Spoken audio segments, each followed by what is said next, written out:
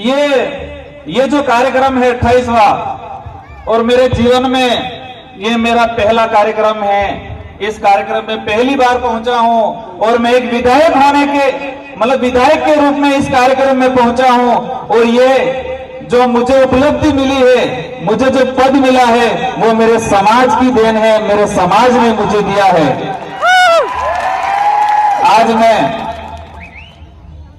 अभी जो सत्र चल रहे थे, महिला सत्र, युवा सत्र, राजनीतिक सारे वक्ता, तो मैंने भी सोचा था कि मेरा नंबर कब आएगा, राजनीतिक वक्ताओं का जब आ रहा है तब आएगा, या फिर सामाजिक कार्यकर्ता के रूप में आएगा, या एक युवा के रूप में आएगा।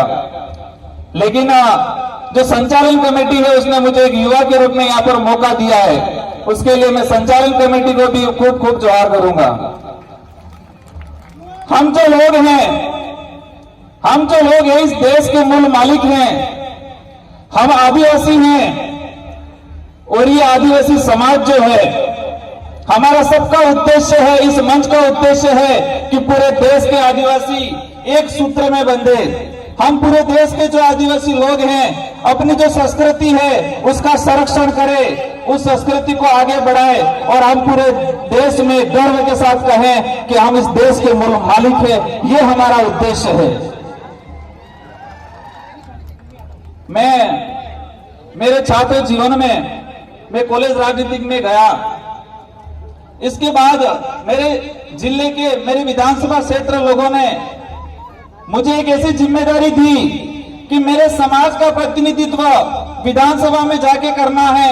मेरे जो संवैधानिक जो अधिकार हैं, हमारी जो संस्कृति है, हमारे समाज की जो समस्या है, उसको वहां रखने के लिए मुझे भेजा।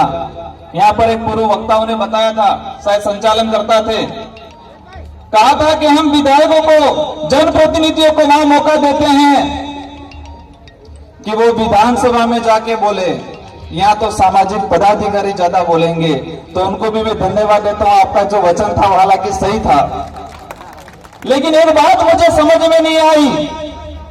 यहाँ जो वक्तव्य दे रहे हैं वो अपनी जो बात रखते हैं, ये जो मंच है उस मंच का उद्देश्य है कि अपनी विचारधारा, अपनी जो भावना है उस भावनाओं को प्रकट किया जाए, लेकिन यहाँ पर रोका जाता है। मैं भी विधायक बन के विधानसभा में गया था, और विधानसभा में हमें हमारा कर्तव्य बनता है कि सही को सही कहा जाए और गलत को गलत कहा जाए। और हम विधानसभा में बोलने से नहीं कतराते हैं, तो ये पर भी बोलने से नहीं कतराएंगे कभी। आज हमारा उद्देश्य होना चाहिए, मैं एक विधायक होने के नाते नहीं बोल रहा हूं, मैं आदिवासी समुदाय का, भील समूह का, रोड गोत्र के नाते मैं बोलना चाह रहा हूं। यहां हमारा उद्देश्य होना चाहिए कि हमारे इस देश में जो आदिवासी समाज है, किस कोने में, किस परिस्थिति में हमारा समाज जी रहा है, क्या क्या हमारे समाज की विडंबना है। हम देश आजाद हुआ 1947 में, संविधान लागू हुआ 1950 में, और हम मांग कर रहे हैं कि हमारे जो संवैधानिक अधिकार हैं उनको हमें लेना है। हमारे जो हक अधिकार है वो नहीं मिल रहे हैं, तो उसका जिम्मेदार कौन है। आज देश आजाद हुआ 1947 से 70-72 साल होने आ गए, आज तक ये समस्या क्यों बनी हुई है, ये अधिकार कब मिलेंगे हमें, कौन जिम्मेदार है इसका। आप सबको पता है, हमें हमारे समाज का सही प्रतिनिधित्व हमें हर जगह भेजना है, और वो अपने समाज की जो संवैधानिक बात है उसको रखे। मैं विधानसभा में गया था, कई लोगों ने पहले कहा था, हमने विधानसभा में बिल प्रदेश का नारा बुलंद किया, और कई लोगों ने कहा कि ये गलत किया। क्या अलग राज्य की डिमांड करना गलत बात है? ये हमारी मांग नहीं है, हमारे पुरखों की मांग है। गोविंद गुरु के नेतृत्व में जो आंदोलन हुआ था, उस समय भी हमारे पूर्वज चाहते थे कि हमारे समाज का एक सूत्र में बंधे बिल राज स्थापित हो।